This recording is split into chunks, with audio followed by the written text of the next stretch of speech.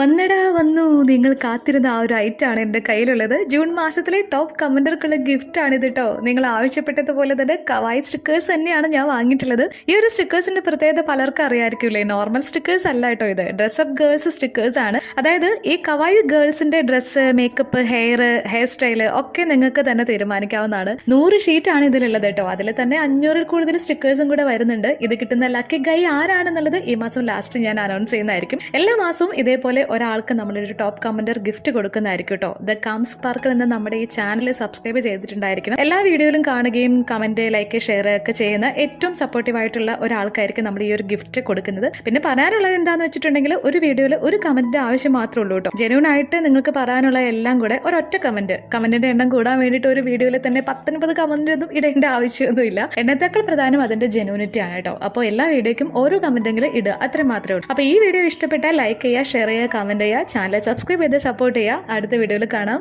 By.